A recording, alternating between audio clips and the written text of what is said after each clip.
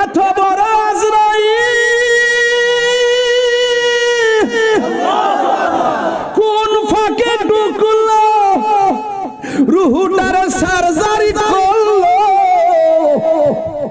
মা ওটার পাইল না, বাবা ওটার পাইল না। ও মা লড়ে না কি রেলো, আর লড়ে না কেন, লড়বো কেমনে? পেট ফুলে না, নাক দিয়া শ্বাস বাইর হয় না। মেয়েটা আব্বা গো কইয়া চিৎকার মাইরা, নাই নাই বাবা দুনিয়াতে নাই। জবানটা খুলে বলুন হায়াতের মালিক কে? হায়াতের মালিক যিনি, তিনি নিয়ে গেছে। গতকাল কাঁদতেছে দেখলাম, কান্দস কেন? মায়া লাগে। আমি কই তুমি কানলে তোমার আব্বা গুনাহগার হবে। কই কেন? কেন হবে জানো? আমি কারোর কাছে মোবাইলটা রাখলাম, বললাম যে 1 মিনিট পরে মোবাইলটা নিয়ে যাব, আমানত রাখলাম। এখন 1 মিনিট পরে মোবাইলটা নিয়ে আসলাম। এখন মুরব্বী চাচা যদি কান্দে, জিগাইলাম যে কান্দেন কেন? কই মোবাইল নিছেন কেন? আমি কি মোবাইল দিয়া দিছি না আমানত রাখছি? কথা তো আমানত রাখছি, আমানত নিয়ে গেছি। আপনার কান্নাটা অযৌক্তিক। এই জন্য আপনারা আমার দুনিয়াতে পাঠাইছে, আপনি মালিক না, আপনি বলেন আমানত। আপনার সন্তান আপনার কাছে আমানত। জবান খুইলা কোন দিছে কেডা? তো আল্লাহর আমানত আল্লাহ লইয়া গেছে। আমার নবী বলে যদি তোমরা কান্নাকাটি করো মুর্দার গুনাহগার হবে। আর যদি তোমরা ধৈর্য ধারণ করতে পারো, আর যদি বলতে পারো আল্লাহ তোমার আমানত তুমি লইয়া গেছো, আমি ধৈর্য ধারণ করলাম, দেখবেন এর মাধ্যমে আপনারও উপকার হবে, আপনার বাবারও উপকার হবে। ঠিক না? বন্ধুগণ, আজরাইল রূহ নিয়ে যাবে। এমন অনেক ফ্যামিলি আছে দেখবেন পায়খানা কইরা বাসায় আলায়, প্রস্রাব কইরা বাসায় আলায়। এই লক্ষণগুলা বেশি ভালো না। নাক দিয়ে দেখবেন সিঙ্গিস পড়ে, এই অবস্থাটা ভালো না। দেখবেন নাক দিয়ে ফেনা বার হয়, এই অবস্থাটা ভালো না। দেখবেন চোখ দুইটা উল্টায়া দেয়, এই লক্ষণটা ভালো না। দেখবেন জিহ্বার মধ্যে কামড় মারে, এই লক্ষণটা ভালো না। গাটটা বাঁকা হয়ে যায়, এই লক্ষণটা ভালো না। এক সাহাবী ডাকে কি লক্ষণ কেমনে ভালো হবে? লক্ষণ কোনটা ভালো? কয় আমার নবী বলেন একটা মানুষ মারা যাওয়ার পর দেখবা যে লোকটা পবিত্র থাকে বেশি, এই লক্ষণটা বড় ভালো। 2 নম্বর হলো এই লোকটা মারা যাওয়ার সময় তার কপালটা যদি ঘেমে যায়, তার লক্ষণটা ভালো। এই লোকটা মারা যাওয়ার পর তার চেহারাটা দেখবেন সারাদিন এরই ক্ষেত্রের মধ্যে ফইরা রইছে। মারা যাওয়ার পরে দেখবেন কি একটা চেহারা বাইরে, হলুদ হলুদ চেহারা। আমার নবী বলে মানুষটা কালো হতে পারে, চেহারার মধ্যে যখন নুরানি নুরানি গ্লিস মারবে, তখন মনে করবা তার মরণটা সাধারণ হয় নাই, তার মরণটা আমি নবীর দিদারের মাধ্যমে হয়েছে।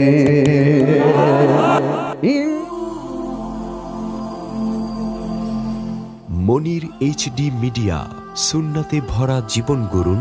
সাবস্ক্রাইব করে সাথে থাকুন। ইন্না লিল্লাহি ওয়া ইন্না ইলাইহি রাজিউন। ইন্না লিল্লাহি ওয়া ইন্না ইলাইহি রাজিউন, এর অর্থ তো আপনারা জানেন না। নিশ্চয়ই আমরা আল্লাহর জন্য, আর আমরা আল্লাহর দিকে ফিরে যাব। কার দিকে যাব? না ডোনাল্ড ট্রাম্পের কাছে যাব না। সুম্মা ইলাইহি তুরজাউন, চিনি ফাড়াইছে, আমরা তার কাছে ফিরে যাব। জবান খুলে বলুন তিনি কে? কথাটি শুনলে তিতা লাগলো, এটি খেয়াল করেন কি তা কইয়া যায়। গভীর মনোযোগ আমার যুবক ভাইয়েরা। আল্লাহ রাব্বুল আলামিন আমাদেরকে সৃজন করেছেন। আল্লাহ রাব্বুল আলামিন কোরআনে বলেছেন মিনহা খালাকনাকুম ওয়া ফিহা নুঈদুকুম ওয়া মিনহা নুখরিজুকুম তারাতান উখরা। আল্লাহ রাব্বুল আলামিন বলেন এই মাটি থেকে তোমাকে সৃজন করা হয়েছে, এখানেই তোমাকে দাফন করা হবে। এই ঘর থেকে একদিন তোমাকে উলঙ্গ অবস্থায় উঠানো হবে। উলঙ্গ অবস্থা উঠাইয়া আল্লাহর দরবারে তোমাকে উপস্থিত হওয়া লাগবে। যেই দিন পাপ পুণ্যের হিসাব হবে, পাপ পুণ্যের হিসাব তো অনেক দূরে। প্রথম যে স্টেপ আছে মৃত্যু, মৃত্যুর উপরে না কবর, কিন্তু মরণটার খবর একবার লয়ালন। কবর আযাবটা পরে রাখলাম, হাসরটাও পরে রাখলাম, কিন্তু মরণের খবরটা একটু লয়ালন। আমার মরণের কতদিন বাকি আমি জানিলাম না গো আল্লাহ। মরণ বাকি আমার মরণের কতদিন বাকি আমি জানিলাম না গো আল্লাহ। দিন বাকি আর আজরাইল আসিয়া যখন হস্তে দিবা দরি, আজরাইল আসিয়া যখন হস্তে দিবা দরি, তখন আমার মনা ভাই করবালুকা লুকি আমি জানিলাম না গো আল্লাহ। দিন বাকি আমার মরণের কতদিন বাকি আমি জানিলাম না গো আল্লাহ। দিন বাকি আর 40 দিনের আগে ভাইরে মৌতের নিশানি, 40 দিনের আগে ভাইরে মৌতের নিশানি, আজরাইল আইসা কাইরা নিব চোখে দিয়া আন্দি আমি জানিলাম না গো আল্লাহ। দিন বাকি আমার মরণের কতদিন বাকি আমি জানিলাম না ও আল্লাহ। মরণের কতদিন বাকি আর হায়াত হইল হাতে বাইরে মত হইল পায়ে, হায়াত হইল হাতে বাইরে মত হইল পায়ে, যেই জায়গা যার মরণ লেখা সেই জায়গা সে মরে আমি জানিলাম না গো আল্লাহ। দিন বাকি আমার মরণের কতদিন বাকি আমি জানিলাম না গো আল্লাহ। মরণের কতদিন বাকি একটা জবান বন্ধ রাখবেন না, মহব্বতে মায়ার সুরে বলুন সুবহানাল্লাহ। বন্ধুরা রে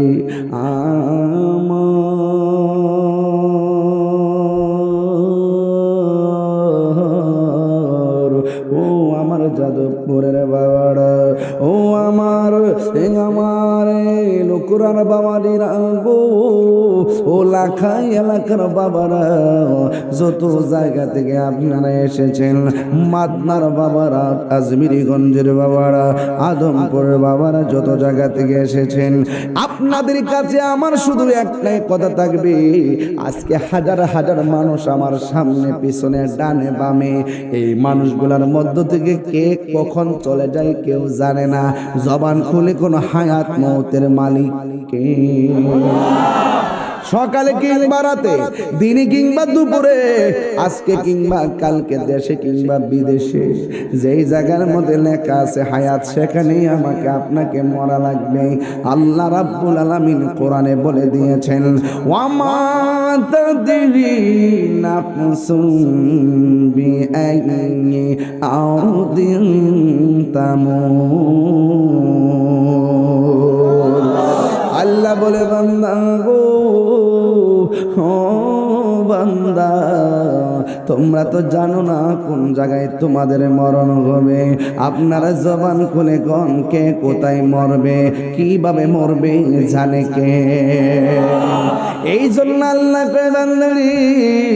এই মাটি থেকেই তোমারে বানাইলাম, এই মাটিতেই তোমাকে দাফন করা হবে। এখন প্রশ্ন হলো দাফনের কথা হবে পরে, আগে প্রশ্ন হবে মরণটা কেমন হবে। আমার নবী আপনার নবী বলেন, উম্মত উম্মত উম্মত, আজরাইল যখন তোমার ঘরের সামনে দাঁড়ায়া যাবে, আজরাইল যখন তোমার ঘরের দরজার সামনে দাঁড়ায়া যাবে, ওই মুহূর্তে তোমার দুনিয়ার কাউকে তুমি চিনবা না, দুনিয়ার টাকা তোমার ভালো লাগবে না, দুনিয়ার পদবি তোমার ভালো লাগবে না। চেয়ারম্যান সাহেব বলবে চেয়ারম্যান গিরিকে আমি লাত্তি মারি, মন্ত্রী বলবে মন্ত্রী গিরিকে আমি লাত্তি মারি, এমপি বলবে এমপি গিরিকে আমি লাত্তি মারি, কোটিপতি বলবে কোটি টাকাকে আমি লাত্তি মারি। কই কেন তোমার এত তিক্ততা? কই তিক্ততা এই জন্যে পাশে বন্ধু বসা ভাল লাগে না, পাশে মা বসা ভাল লাগে না, পাশে বাবা বসা ভাল লাগে না। কই এত তিক্ততা কেন? কই ভালো লাগবে কেমনে? দুনিয়ার মানুষও ভাল লাগে না, দুনিয়ার পদবিও ভাল লাগে না, দুনিয়ার মানুষও ভালো লাগে না। কই কেন? কই দরজার মধ্যে কেনা দাঁড়ায় রইছে, এমন ভাবে দাও মারতেছে রক্তগুলো পানির দিকে চলে যাইতেছে, এমন ভাবে হঠাৎ করে একটা ধাও মারে। আমার নবী বলে কবর আযাবটা পরে, কিয়ামতটা পরে। সবচেয়ে বড় কিয়ামত হলো যখন তোমার সামনে আজরাইল দাঁড়ায় যাইব, ওই দিন বুঝবা কত দানে কত সাল। আজরাইল এমন ভাবে তোমার সামনে দাঁড়ায় যাবে, এমন ভাবে দাঁড়ায় যাবে। আমার নবী আপনার নবী বলে আজরাইলের ধাও খাইয়া গলাটা শুকায়া যাবে। 7 সমুদ্রের 13 নদীর পানি গলার মধ্যে ডাইলা দিলেও পানি তৃষ্ণা মিটবে না রে।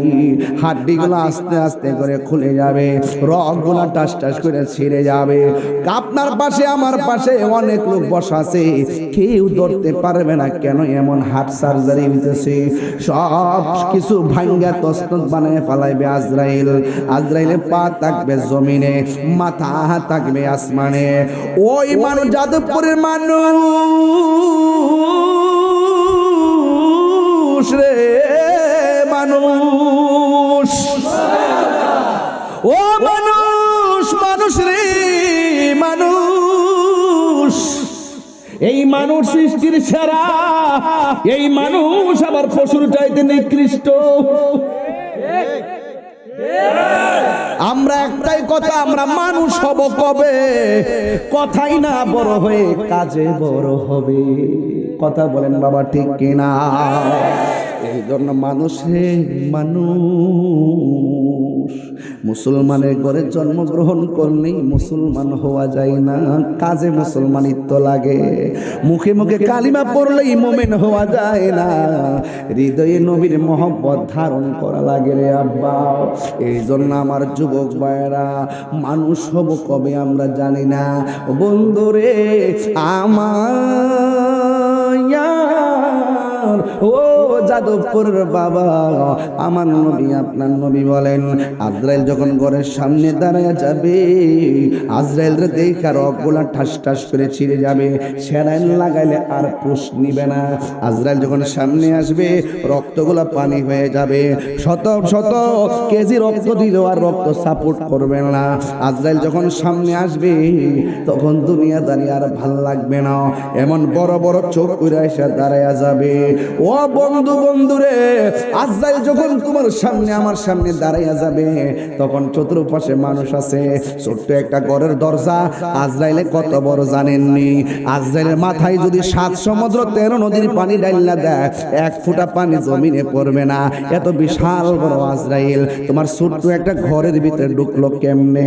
ছোট্ট একটা ঘরে ঢুকলো কেমনে? ছোট্ট একটা ঘরে ঢুকলো কেমনে? ও যুবক ভাইরা আমার, রম্মোহনে থাকবার বন্ধু পালঙ্কে শুইয়া, কোন সন্ধানে আজরাইল ঢুকিবে আসিয়া। দুয়ারে প্রহরী থইয়া প্রবেশ করলো কে মনে, দুয়ারে প্রহরী থইয়া প্রবেশ করলো কে মোহনে। আর কি দেখা হবে রে যাদবপুরবাসী জীবনে, আর কি দেখা হবে রে যাদবপুরবাসী জীবনে। এত বড়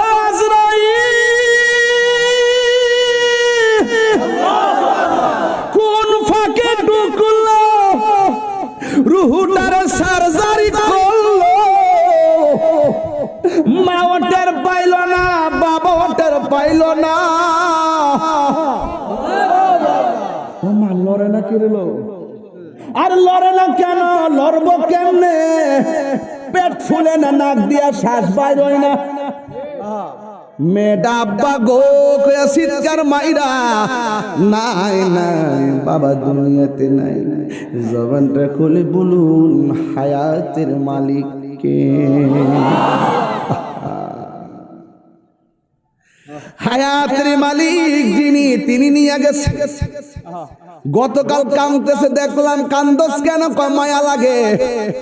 আমি কই তুমি কানলে তোমার আব্বা গুনাহগার হবে। কই কেন? কেন হবে জানো? আমি কারোর কাছে মোবাইলটা রাখলাম, বললাম যে 1 মিনিট পরে মোবাইলটা নিয়ে যাব, আমানত রাখলাম। এখন 1 মিনিট পরে মোবাইলটা নিয়ে আসলাম। এখন মুরব্বি চাচা যদি কান্দে, জিগাইলাম যে কান্দেন কেন? কই মোবাইল নিছেন কেন? আমি কি মোবাইল দিয়া দিছি না আমানত রাখছি? কথা কোন